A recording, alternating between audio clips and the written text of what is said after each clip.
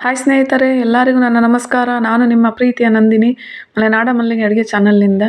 ಸ್ನೇಹಿತರೆ, ಇವತ್ತು ಆರೋಗ್ಯಕ್ಕೆ ಹತ್ತಿರವಾದಂತಹ ಹಾಲು ಬಾಯಿ ಮಾಡ್ಕೊಳ್ಳೋದು ಹೇಗೆ ಅಂತ ನೋಡೋಣ. ಅದಕ್ಕೆ ರಾಗಿ ಕೆಲಸ ಅಂತಲೂ ಸಹ ಹೇಳ್ತಾರೆ. ಈಗ ನಾನು 2 ಪಾವು ರಾಗಿನ ರಾತ್ರಿ ತೊಳೆದು ಇಟ್ಕೊಂಡಿದ್ದೀನಿ. ಬೆಲ್ಲ ತೊಗೊಂಡಿದ್ದೀನಿ, ಕಾಯಿ ತೊಗೊಂಡಿದ್ದೀನಿ, 4 ಏಲಕ್ಕಿನ ಅದಕ್ಕೆ ಹಾಕ್ಕೊಂಡಿದ್ದೀನಿ.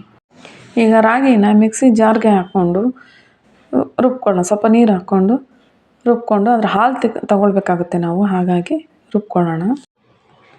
ಹಾಲು ಸೋಸ್ಕೊಳ್ಳೋದಕ್ಕೆ ಒಂದು ಪಾತ್ರೆಗೆ ತೆಳು ಬಟ್ಟೆನ ಕಟ್ಬಿಟ್ಟು ಬರೀ ಹಾಲನ್ನ ನಾವು ಸೋಸ್ಕೊಳ್ಬೇಕಾಗುತ್ತೆ.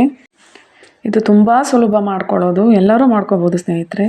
ಈಗ ಸ್ಟವ್ ಆನ್ ಮಾಡಿ ನಾನೊಂದು ಪ್ಯಾನ್ನ ಇಟ್ಟಿದ್ದೇನೆ. ಏನು ಸೋಸ್ಕೊಂಡಿದ್ವಿ ಆ ಹಾಲನ್ನ ನಾನು ಅದರಲ್ಲಿ ಹಾಕಿದ್ದೇನೆ. ಈಗ ಹಾಲು ಮಾತ್ರ ತೊಗೋಬೇಕಾಗುತ್ತೆ. ಹಾಗಾಗಿ ಮಿಕ್ಸಿಲಿ ಮಾಡಿಕೊಂಡು ಆ ಹಾಲು ತೊಗೊಂಡಿದ್ದೇನೆ.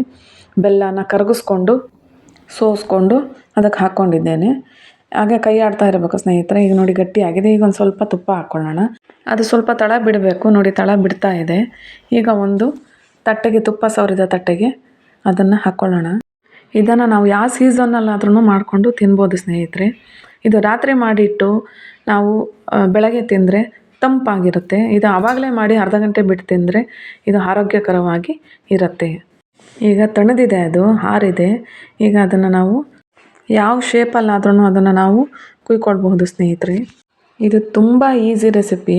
ಮಾಡೋದಕ್ಕೆ ಬರೋದಿಲ್ಲ ಅನ್ನೋರು ಸಹ ಮಾಡಿಕೊಂಡು ಮಕ್ಕಳಿಗೆ, BP, ಶುಗರ್ ಇರೋರಿಗೆ ಎಲ್ಲರಿಗೂ ಇದು ಆರೋಗ್ಯದಾಯಕವಾದಂತಹ ರೆಸಿಪಿ. ನನಗೆ ತುಂಬ ಸಪೋರ್ಟ್ ಮಾಡ್ತಿದ್ದೀರಾ ಸ್ನೇಹಿತರೆ. ನಿಮ್ಮ ಸಪೋರ್ಟ್ ಸದಾಕಾಲ ಹೀಗೆ ಇರಲಿ. ಯಾರೆಲ್ಲ ನನ್ನ ಚಾನಲ್ನ ಸಬ್ಸ್ಕ್ರೈಬ್ ಮಾಡ್ಕೊಂಡಿದ್ದೀರಾ ಧನ್ಯವಾದಗಳು. ಇನ್ನೂ ಯಾರೆಲ್ಲ ಸಬ್ಸ್ಕ್ರೈಬ್ ಮಾಡ್ಕೊಂಡಿಲ್ಲ ದಯವಿಟ್ಟು ಸಬ್ಸ್ಕ್ರೈಬ್ ಮಾಡ್ಕೊಳ್ಳಿ. ತಿಂಗಳಿಗೆ ಒಂದು ಸಾರಿನಾದರೂ ಈ ರೆಸಿಪಿನ ಮಾಡ್ಕೊಂಡು, ಆರೋಗ್ಯಕರವಾದಂತಹ ರೆಸಿಪಿನ ಮಾಡ್ಕೊಂಡು ತಿನ್ನಿ ಸ್ನೇಹಿತರೆ. ಶೇರ್ ಮಾಡಿ, ಕಮೆಂಟ್ ಮಾಡಿ. ನನ್ನ ಈ ಒಂದು ವಿಡಿಯೋ ನೋಡಿದ್ದಕ್ಕಾಗಿ ಧನ್ಯವಾದಗಳು. ಥ್ಯಾಂಕ್ ಯು ಸ್ನೇಹಿತರೆ.